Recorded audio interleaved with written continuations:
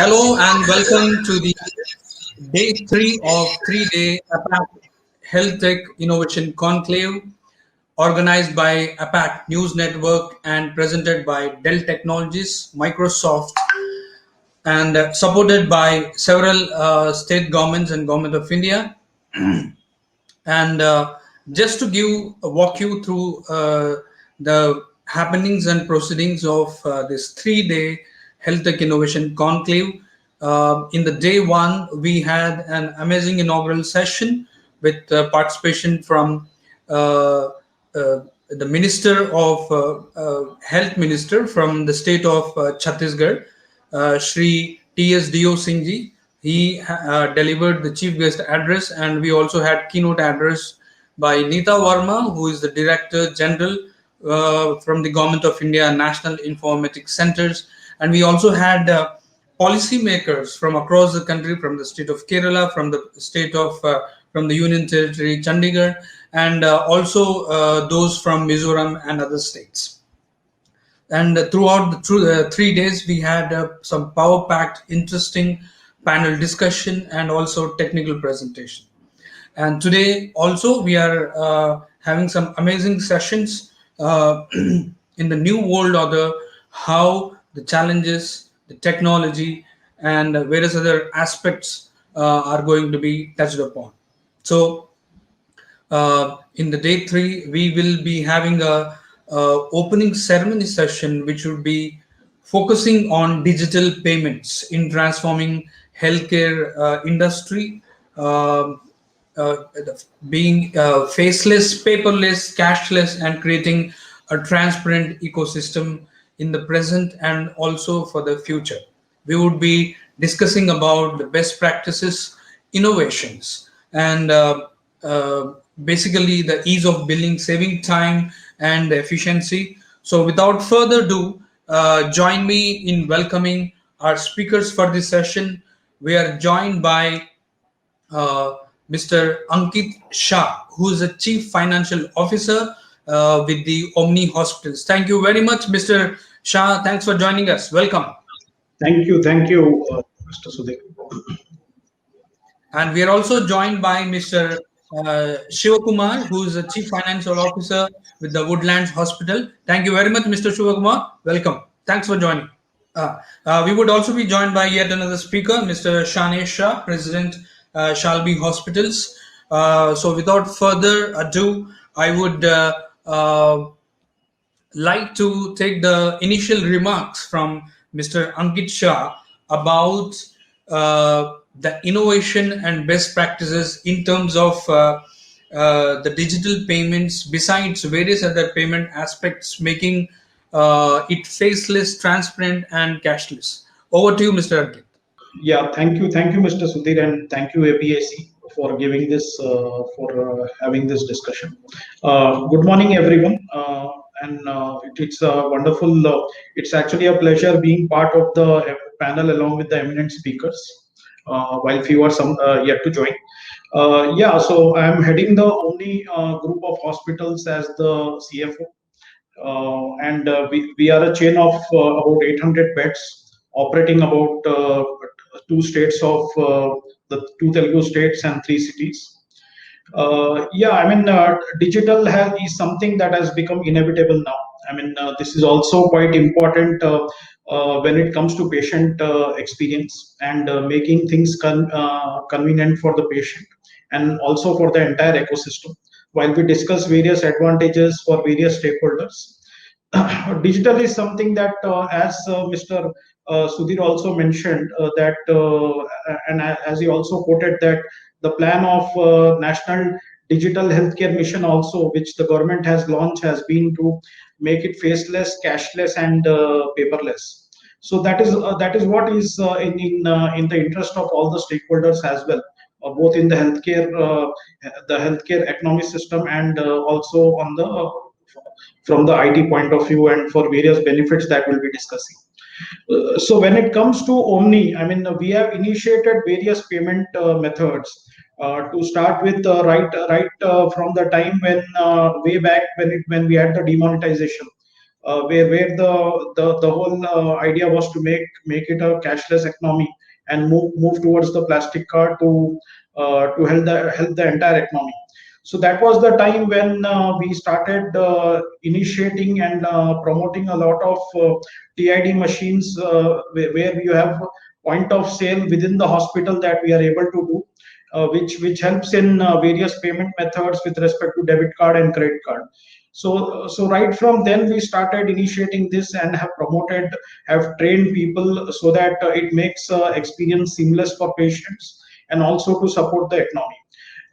Later, I mean, we have seen that all that initiatives have actually helped even during the pandemic, while we have been while we had to be faceless and do remote payments. So that was the time when Omni as a hospital, we had done a lot of initiatives like the hotel quarantine, the home quarantine, and all of that, where the remote treatment was being done. So during that time, even the government made a good initiative of giving a green signal for telemedicine. So that was the right time to even get the implementation of point of sale, where patients could actually make payments from remote and using various UPI and touch-based payment methods. So through pandemic also it has been quite fast changing. We have been working on parallel the payment gateway with respect to the website payments and also with respect to the mobile app, that also has been initiated. And so that covers various credit cards, it covers the debit card, it covers the RuPay, the wallets, the UPI payments, various UPI payments. And we have been promoting, we have been incentivizing the teams and also imparting knowledge to the patients, which is quite important, so that they also understand the importance and the ease, and then move from the cash culture to the credit culture, credit and the cashless culture. While we discuss subsequently on the various other challenges that we have faced and the way forward, so in a nutshell, these all have been done, and there are various regulatory requirements as well. Like there is a restriction when it comes to making a payment of more than 2 lakh rupees as per the income tax law. So there are patients sometimes due to in case of emergencies and all that, where they are forced to make payments which could be more than 2 lakhs or kind of. So in all these cases, the digital platform helps quite a lot. Where over and above 2 lakh cash, we actually need to ensure that patients make payment through the digital platform, and it actually goes all well with the patient care, the patient experience as well. End of the day, the patient experience is quite significant. Yes, yes. Thank you very much, Mr. Shah. So I'll come to you for the second round to discuss on various other aspects. Now I come to Mr. Sivakumar, CFO, Woodlands Hospital. Sir, we would like to have the best practices and innovations been taken up by your organization in terms of the digital payments at the same time making this process seamless. What are the initiatives you have taken in terms of making it faceless and paperless and cashless? Over to you, Mr. Sivakumar. Thanks, Sudheer, and thanks to the APAC team. I think it's wonderful to connect again. The most important point which has been highlighted here is that what are the digital initiatives which are the as a healthcare sector the hospitals are taking, and in particular when it comes to Woodlands, I would like to say this. This we are completing 75 years of our operations. We are the one of the few Indian hospitals where I could be saying that pre-British era, and then we've been moving like the legacy has been so rich. We've been able to really go through decades after decades the kind of changes what we are able to bring in. I mean, we are witnessing to the evaluation of changes of each decades, and how we are adopting to the technology has been one of the key foremost thing for the hospital. In healthcare, I mean, I could say this with more under quotes, that you can be everything can be less, but you can't be with careless and careless. So you can be faceless, you could be paperless, you could be faceless, whatever you could do it. But then no, ultimately you have to ensure that there is no less of care and there is no careless to the health. So both are very critical no, when it comes to taking care of the patient. So comes to the no digital segment. The hospital, as I mentioned to you, it's a 75 years of running legacy in Woodlands in Calcutta, the iconic hospital. We 2 years back, I mean, in the beginning of 2000, around approximately around 2020, we came out with no, in January, no, the Woodlands no, app, which was very apt for this no pandemic time. I mean, it was kind of a breather for all of us because the patients were able to adopt to the technology very fast, because not only the patients but also the doctors. So we were able to connect with each of the patients. We were able to schedule the appointments, the payments which was made conveniently through the app. I think still India is not an evolved economy like European or a Western side where there is large amount of transaction happens. But this 1 year of pandemic, I can tell you the kind of increase in what we have gone in terms of our conversion from a cash to a which is basically digital payments is phenomenal. Either the percentage of growth as well from the percentage of conversion. I think I could say that no, when now the cash is absolutely less than about 30%, and for us 70% of the transaction happens on the digital mode. So this possible only because of the kind of digital initiatives what we have been pushing up, whether it is a Paytm adoption to the wallet or the app payments or the links bitleys which we are able to communicate to the EDMs. So it was various host of things which we are able to really push upon to the convenience of the patient, because that's one most important point when it comes to payment. But it also matters when it comes to the statements, or whether it comes to reports, when it comes to the kind of invoices what the patients, or for that matter the doctor needs to look into the reports. So the app played a very vital role for us. We had a PACs, which we had an EMR integrations. So these things gave us a quite a quick support for the patient and the doctors to have a meaningful dialogue on the diagnosis, or for that matter providing the treatment. And especially when we went further step, we launched the home care services during this corona time, where because people couldn't enter to the hospital, we were given a home care treatment to their home. So basically it was a mechanism which moved where there is need of what you call equipments like a pulse oximeter or a BP machine. So we were able to do that kind of services to the patients through these easy mechanism of digital transactions. So I think the whole thing about this, I'm sure like me, the whole other healthcare sectors would have really got adopted to the kind of new age technologies, and to really give a kind of a ease and convenience to the patients. I think the whole 1 year of look back, if you could see that the biggest change of transformation for not only for health sector but for most of the other sectors too is the kind of ease of people adopting to the technology, and people adopting to the kind of payment gateways, or the digital usage of be it whether it is an app or website, or through the mechanism of any other mode of ease of transaction. So I think it's a good way that I'm seeing from a positive the shift. Yeah. Yeah, thank you, Mr. Sivakumar. Now I come to a discussion, taking towards a critical discussion.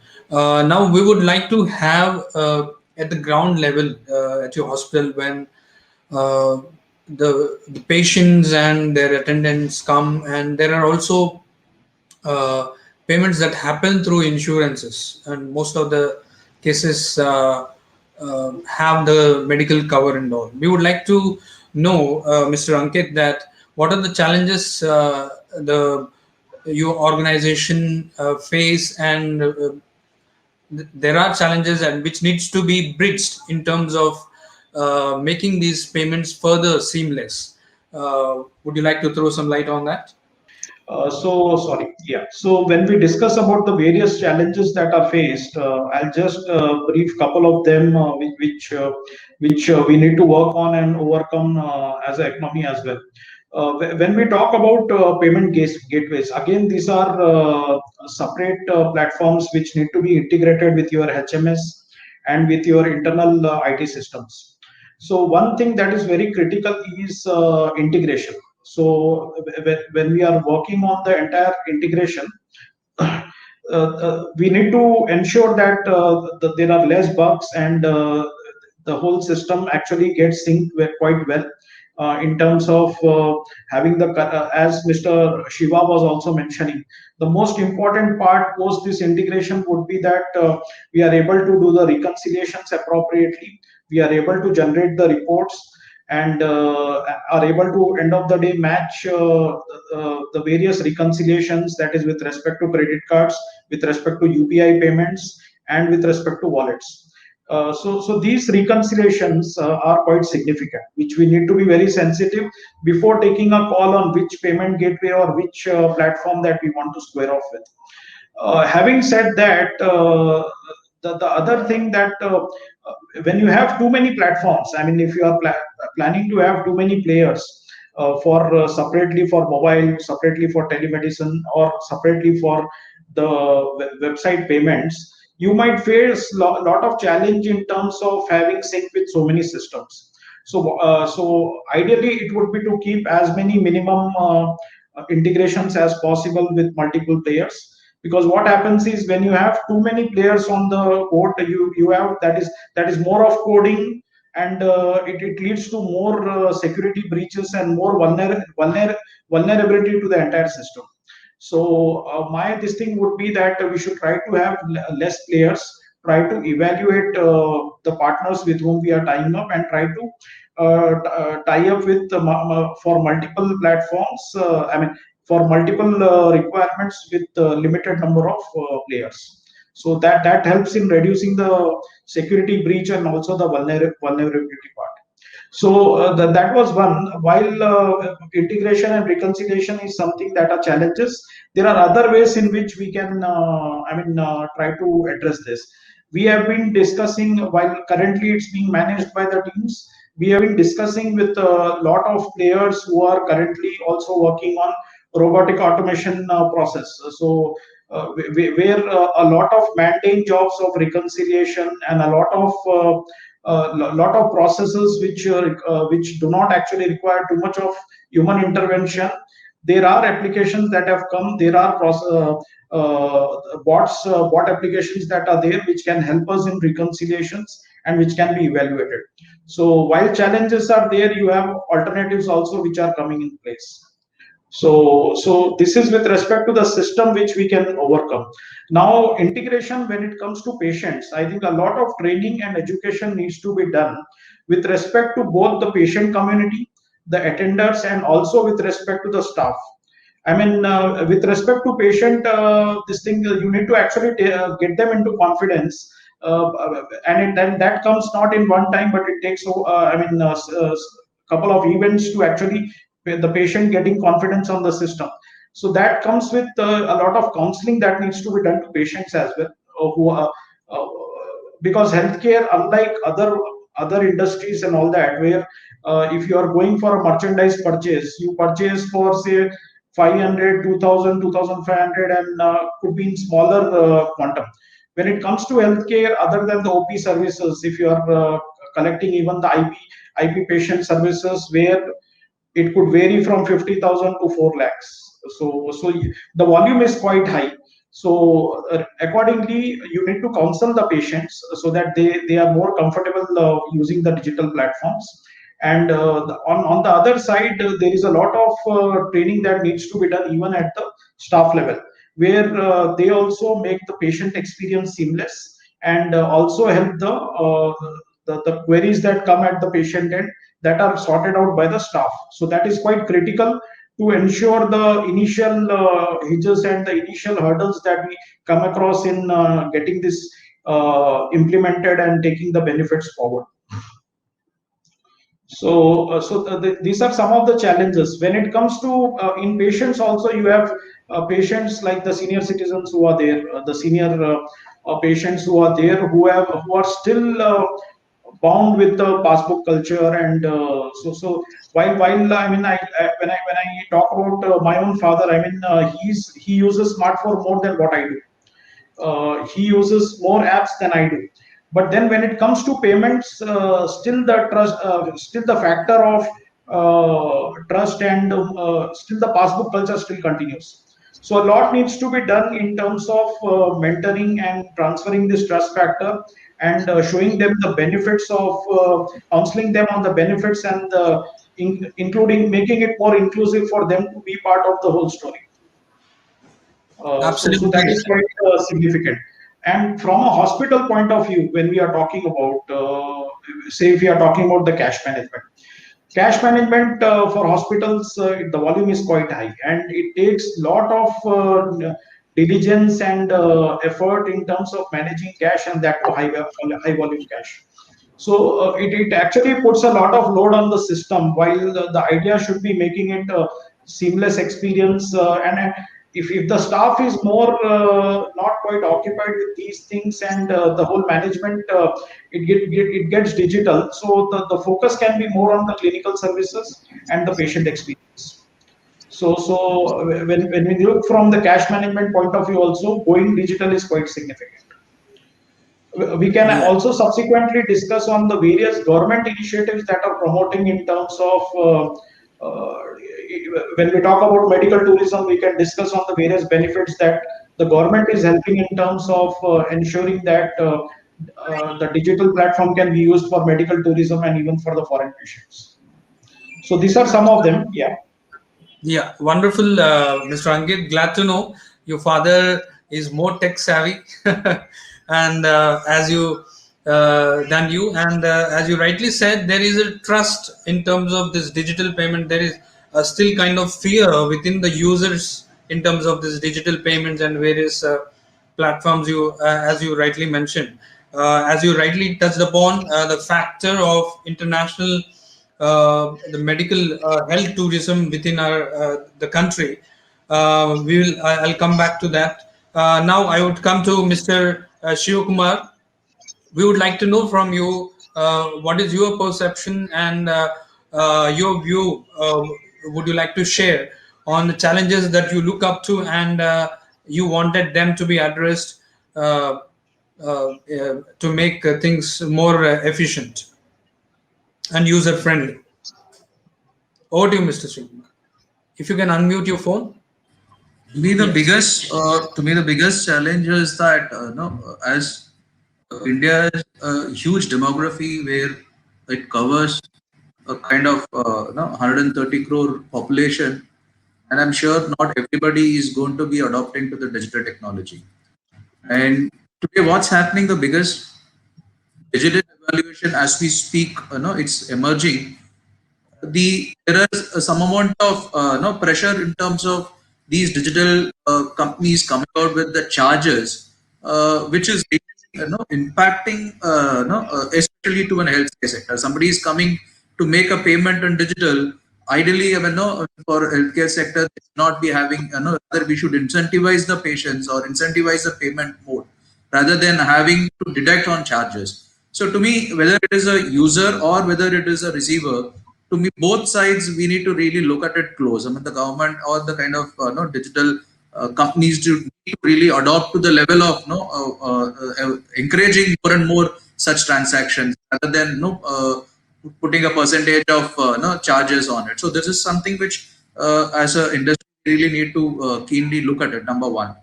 And number two is that I somewhere feel the reason of why we are moving to a faceless, seamless is because of there is a speed, there is a kind of convenience we give it to them, and there is a track of digital where we are moving away from go green, which we are basically moving into a go green situation. So I think somewhere this point has to be quite communicated to be it whether the patients who are coming for treatment at the hospital, or for that matter the service providers who are providing that convenience to the patient. So it has to be a constant communication where there should be a kind of intervention from the hospital association, or for that matter any the government initiatives which could be backed, so that it's been a kind of clearly promoting it. And third, I come to the point what you mentioned about the insurance segment. See, insurance segment is now, whether you like it or not, it's growing at a phenomenal phase. With the government coming with Ayushman, then there are state governments for adopting their own schemes. So, like for example, West Bengal is adopted to Swasthya Sastri. So, a lot of things which we have coming out. So, this insurance is going to be more and more adding to the kind of this effectiveness of get moving into a digital space. I mean, whether you like it or not, it's going to be cashless. So. To me, there I think that healthcare benefits has to be much more elaborate and much more beneficial to the person who's availing those services. Currently, there is, if you really look at it, the government has a lot of good schemes which is rolled out for the BPL. Where I'm talking about, BPL, it's a certain age criteria of income and certain segment of populations. So to me, the private insurance companies are still yet not there. I mean, in terms of rolling out a better scheme for the patients, and the process of approvals has to be much more faster. I mean, rather than taking a lot more time for the patients to wait to get that approval. So these are some areas where we really need to focus to. It's not that we have significantly moved. I mean, we have really improved from what we were about 4-5 years back to at least now. I think there is a lot more scope. I mean, the more and more, I'm confident that more and more international insurance companies will step into India. So then there will be a lot more, what you call adoption to the kind of, more structured way of, process everything. So I'm very confident there. But these are, I feel the challenges or a roadmap, which we need to, lead to the kind of, the kind of destination where we like to reach. I think just to add, because I think I missed the insurance part in the previous discussion. Uh, as uh, as Mr. Shivkumar has mentioned on the insurance part, there is a lot of improvement that is required. While we were also discussing about this National Digital Health Mission, which was launched by the Prime Minister, one of the vision document and the work that I understand is being carried on is they are planning to get the digital platform even for the insurance where e-claims can be done in future, where once we have the unique healthcare ID that gets implemented over the period, and you have various EMR and EHR and the personal health records, which is part of the NDHM. So once all of that comes in place over the period, you will have a lot of for insurance also there will be a lot of transparency that will happen in terms of getting medical records of patients even of the past. So that makes the system quite transparent, and they are planning to connect this with the digital platform in terms of e-claims and all that as well. So with all that, I believe things should improve over a longer tenure. But as Mr. Shivkumar mentioned, in short term, there is a lot that needs to be done in terms of payments and turnaround time even from the insurance companies. Right, right. Absolutely right, Mr. Ankit. There is a necessity. We are glad that there is going to be a transformation in terms of insurance as well. Usually, there is a kind of um, during insurance when the treatment starts of a patient. Initially, the IDs are taken and the insurance details are taken. Then it takes time for processing, and there is some sort of hesitance that we could feel, and patients have mentioned at the hospital level, especially when the payments are through insurance. Would you like to throw some light on that, Mr. Shivkumar? What is it that happens basically? Why there is a hesitance and more of a though it is the insurance, when the insurance are sold out to the customers, it is basically said as cashless treatment. The moment you go, you show the card, the treatment starts. But this is what that doesn't happen generally. Would you like to tell something about that, Mr. Shivakumar? So I think that's the ideal way of moving things. I mean, that's what I was mentioning to what we were about 5 years back and what now. I think there has been a kind of significant shift. However, we are yet not reached a level where where you could just show the card, get yourself admitted, and get yourself treated, because there is too many progress, which I mean process which is involved before getting admitted, or for that matter, before getting your approvals for the treatment, what is happening. Because the insurance companies do have their own mechanism. They have to really go through a set of procedures. So generally, every company would like to have a lesser claim, because I mean that's what the insurance business is all about. And I'm not saying that it is wrong or right. All I'm trying to tell is that when a patient walks with a card and get himself admitted, I think yes, there is a admission process which takes a quicker time these days, at least no for sure. But however, the process takes a longer time after the admission when the patient goes for his treatment. Then whether the patient has a pre-diseases, or whether that is a no part of the no insurance coverage, what as a insurance he carries, what are those terms and conditions, and it involves a lot more no merely getting a card what you call based admissions. So I think the point, what if I can understand from the perspective of what you are trying to say, I mean we are yet not there. Walk in with a card, get yourself admitted, get yourself treated, get out with the hospital with a kind of no cash, no documents, nothing, and everything becoming a kind of a digital. I mean, no, that's the way I think very ideal way of really looking at. But I think we are far from that, and I'm sure it's not that difficult to reach there. I mean, it's a kind of progress which is there, and it's slow, but then I see a decade from now. I mean, I'm sure with the kind of the kind of evolution as a health sector, and as more and more players, more and more structure coming in, and more government participation in this entire process, I'm sure that kind of reach will going to happen. Why I could tell you from our own example is that today the state government in Swasthya Sastri, which is West Bengal, has rolled out kind of a scheme which is where the family of minimum of four or five members can get a 5 lakh coverage, and the state government is making a mandate for all the private hospitals to admit those patients with the Swasthya Sastri card. So where there is no question is asked whether is there any disease, is there pre-existing disease, or any other laborious process of getting admissions. It's not the case. So but yes, is going to take its own time. It's not that easy. I mean, it's just been a month back what we are discussing this process as the rollout is. But however, it is going to take its own journey and own time to settle down. So I'm sure, I'm pretty confident, as I keep saying that it's a system which we need to change, and that for changing that system we need to participate in it. So I'm sure the kind of days are not far where it will be having a smooth operation where people walk in with the kind of admission card and then get, I mean, insurance card, and get themselves treated.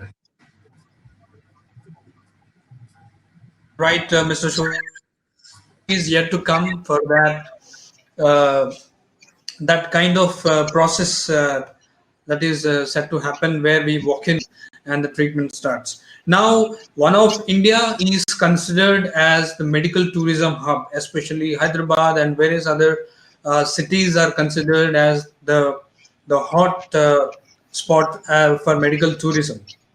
So, and we have foreign patients and attendants coming down, and where the payments are one of the important aspects.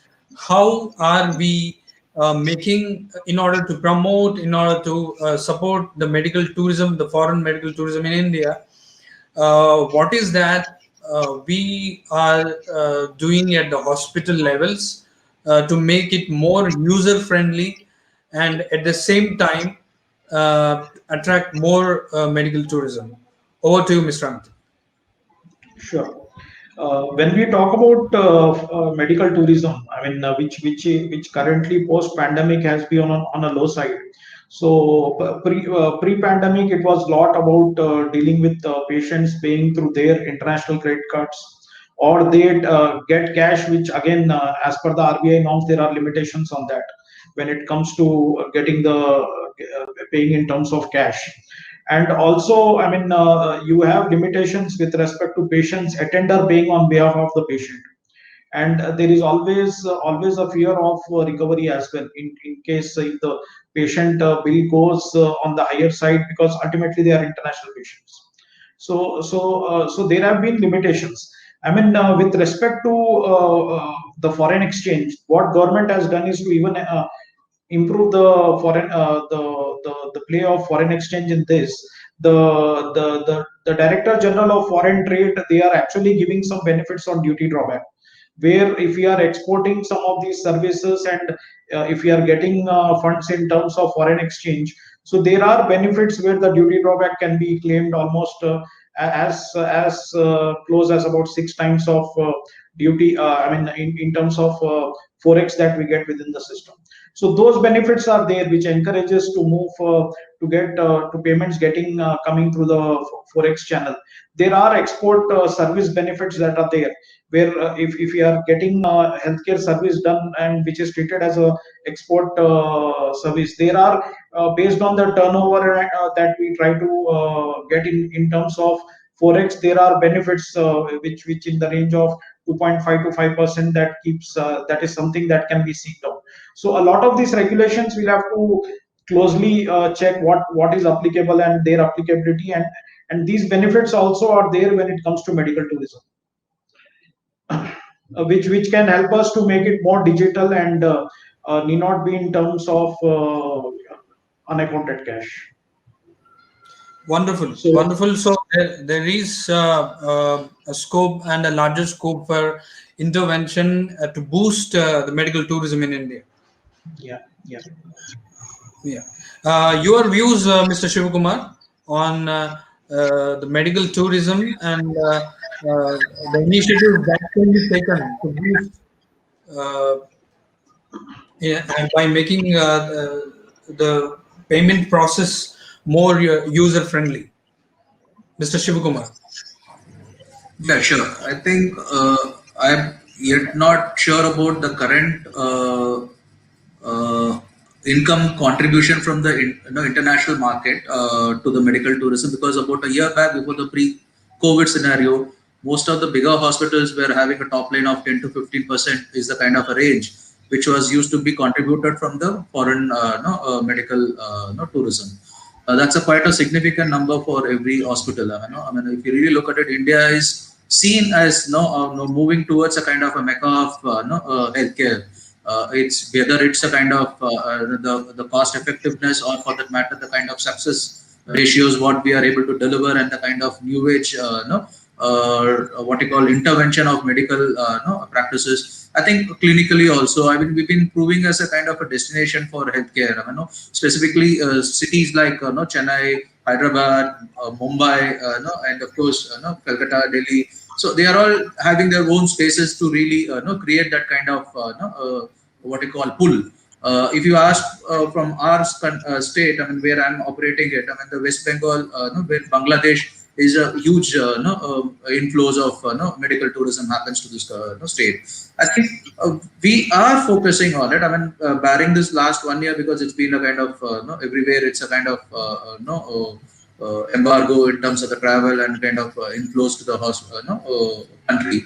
But however, I'm seeing this is a significant move where medical tourism has to be promoted heavily, and hospitals income, which increases not only a medical perspective, but also there is a lot more other industries also thrive on this. I mean, whether it is in hospitality industries or for the tourism industry. So much more wider aspect, which I feel why medical tourism is important.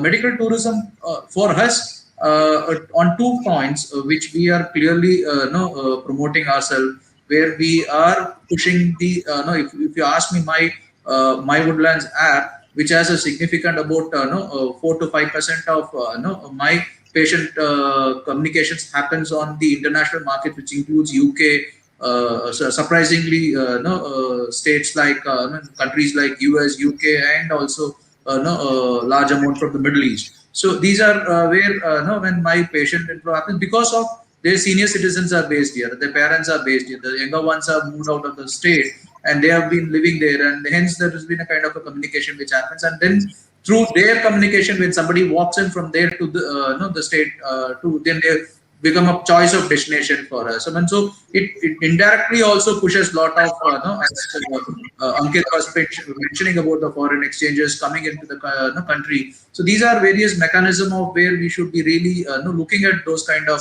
avenues and support the medical tourism in a big way. And see, I am only repeating this. I mean, while the hospitals can take a individual step and efforts to really push our boundaries. But however, from a government perspective, which is more important, that no, that the entire thing has to be looked at not only from the point of, I mean, if not, if no health, there is no wealth. I mean, the economy, I think, to me, the biggest significant contributor to the economy is what we are yet not defined as that health. So health is something which is for all of us. I mean, whether it is sector A, sector B, doesn't matter. As long you are able to contribute to the your health by keeping yourself good, you are equally contributing to the economy's growth. So to me, that's more important, and the government has to have a holistic approach on this overall thought process. So I feel that's the way forward too. Yeah, yeah. Thanks, Mr. Sivakumar. Mr. Ankit, I would, if you can tell us briefly, what is the process that goes in, like a prior consultation before a patient comes to India? There is a prior consultation that happens with the hospital, and beside all the procedure and discussion in terms of this thing. What is the process that goes if there is a medical cover at the same time the financial transaction that happens when a foreign customer or a patient that comes to India before taking the patient? Yeah. So while I've mentioned that there is a lot that needs to be done on forex, that is still is something that I mean, depending on volume, many of us have to scale up. When it comes to the patient counseling part, there are a lot of patients which we talk about, as Mr. Shivakumar was mentioning about Bangladesh, which is one of the significant contributor in terms of medical tourism to India. You have African countries which are there, where you have I mean, student community and all that, which actually studies in India, and their parents, and whether it is their family, which they think that India in terms of clinical practice is quite good, and while the pricing and all that compared to other Western countries is low. And these are the places where they can get the family treated at affordable prices, and also getting the best of the clinical services. So when you talk to these patients, it's either to a family member, or you connect through someone who is practicing outside and wants to get the treatment in India. So most of this is elective. Most of these are elective surgeries, because it's a planned surgery. And when you counsel them, there are a lot of video conferencing that is done with respect to understanding in terms of their needs. And when you talk to their primary medical doctor who is there, whom they show on day-to-day basis, so there is an interaction then to understand their medical condition, understand the reports, and also understand what needs to be done. There is also a discussion that is done in terms of what is the clinical treatment, and what are the charges, and all of that is done. So most of the patients are still towards paying through online, through the wire payments that are there, through the international this thing. And some of them use the international credit cards which is there. But a lot needs to be done in terms of the forex payments, which the counseling, while the counseling is done, a lot still needs to be contributed on those fronts.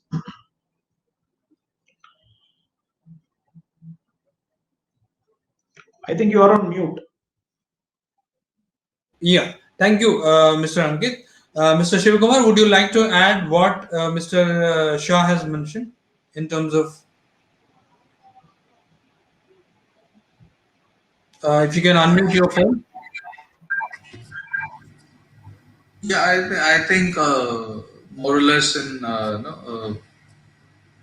for us, the way we have to really move on the, whether it is medical tourism, or whether it is adoption of technology, or whether it is seamless integration of our softwares. So the only key point which I would like to let know, and from the perspective of what our experience is, that we need to, end of the day, healthcare is a service industry. So way, I think the biggest point which I would like to highlight is, in every other sector, people go and they will be spent with the joy.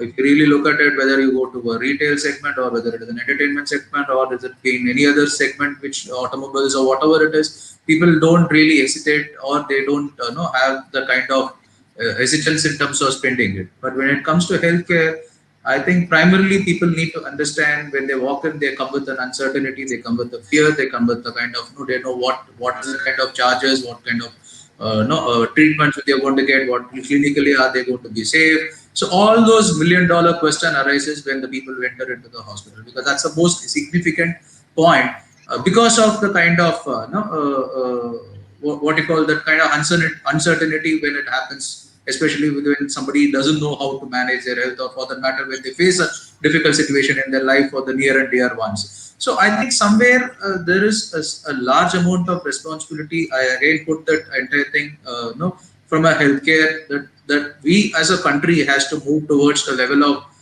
ensuring that why health has to be the predominantly the more importance from the perspective of when no from the start from a kindergarten. And I would like to say the education has to be taught in such a way that it should be embedded into the minds of the students from a very young age, and why there is an importance which we should be giving it to health, which becomes a kind of a clear understanding in their minds, and then lot other changes can happen parallelly. I think it's not only that when somebody reaches old or somebody is facing a kind of a difficult situation that health becomes a prominent one. It should not be that. It should be from a cultivation of very young age, and that is the reason where there is a lot of free health checkups has to be determined, whereas a lot of health checkups the corporates has to promote, whereas a lot of things as a the overall responsibility of the ecosystem. When I say the ecosystem, which includes every each one of us, which finally have to really be the kind of who really take the kind of the contribution when it matters to move this sector to the next levels. Yeah. Yes. Yeah. Thanks, Mr. Sivakumar. So now I would like to take the view of each of you, like being the chief financial officers of these hospital chains. We would like to know how is the future that you would like to look up in terms of in the health industry, in terms of integration of technology, the new interventions, and uh, as the emerging technologies, AI, ML, deep learning, and all. What is that? What is the vision you look for India in the healthcare industry, Mr. Ankit? Sure. While I mean there are still a lot of challenges that we are facing India as a country when we have to actually turn around the entire healthcare, the way we operate and all that, and when we talk about digital platform, if you look at the network connectivity, while we are talking about digital payments and all of that, you find lot of network connectivity issue that happens at various places. So if you have to offer point of sale, whether it is at the patient's place or at a remote place, and also when it comes to network connectivity that is required even at the remotest place of the villages and all that, that needs to be done. So while we are moving towards the digital platform, uh, while we are moving towards the digital platform, we also need to ensure that our network connectivity and all that improves quite a lot as a country. And the other challenge that I see is with respect to with respect to with respect to the vulnerable languages and the regional languages. So when it comes to payment gateways and the platforms, there are limitations with respect to the language. Like we operate hospitals which are at regional places. So we need to ensure that I mean there are while there are a lot of platforms that are currently there which converts the languages, but when it comes to payment, everyone is quite sensitive. So having it in English and other languages are something that needs to be thought about and worked on these things. And on technology front, I'll just make it little short. I mean, in the interest of time, is you have I mean you can actually work on having on the side chaos which can be there, which can make the patient experience better rather than waiting in lines. And there are times when the digital platform doesn't work. If you have a small chaos banking that is there on the side, the patients can do with respect to their card payments, UPI, and all that on their own with using the banking chaos, and they don't have to stand in queues. So these are some of the things that can improve. I mean, in terms of improving the technologies, this thing, and with respect to again payment gateway to ensure the that we don't have too many frauds happening or the vulnerability of system. There are voice assistance testing that is happening in terms of to ensure that it is the correct candidate who is actually making the payment and whether it's the patient who is making the payment. And a lot of voice assistance has already started coming in terms of EMR as a technology. I mean, in the implementation process.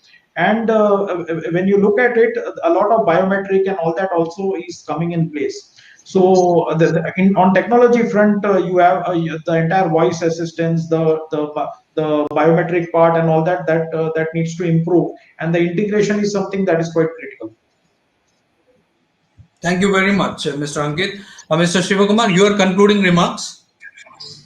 Yeah, thanks. I think the AI, I think to me, the future of medical is really bright. I mean, I could tell that from a very confident position that it's important that more and more robotics, more and more artificial intelligence will be getting used to the kind of what predictive medical is going to happen. I think if we really look at 100 years back, nobody would have thought that within a span of 8 to 9 months we would come out with a vaccine.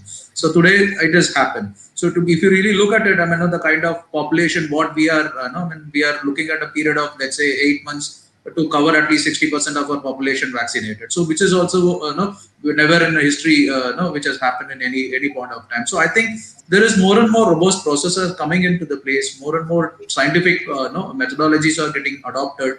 I think the technology intervention, whether we like it or not, it's going to grow in a zillion of what you call increase. I think the intervention of medical is going to be a kind of where the human will become kind of more safer from a perspective of what they were in previous decades or eras. So I'm pretty confident that this is going to be a kind of a new age which the medical industry is setting in, and I'm sure a lot more countries, a lot more people are going to be more digital savvy in the next 10 years. If you really look at it, because the population is now really adopted. The last 1 year has given us a kind of a lot of educations, insights, and how do we have to do the frauds, and how even if a fraud happens, how to really handle it. I think lot has gone into it. I'm confident that things will also move in a rapid pace in the coming years. Hopefully, it will be like the best medical industry is poised to grow. Thank you very much, Mr. Shivakumar, and also Mr. Ankit, for sharing your valuable views and making this session, which is very important to be discussed on, as we touch upon various aspects. A lot needs to be done, even on the policy making front, where this medical tourism can increase and there can be a increased boost in medical tourism. Besides, of course, there is a long way, but the new COVID era has pushed that digitization of payments and digitization of various aspects in healthcare industry as well. Just to give view to all our viewers and audience who have joined us live, if you have missed out on any points, there has been a live update and tweeting in LinkedIn, Twitter, and also Facebook.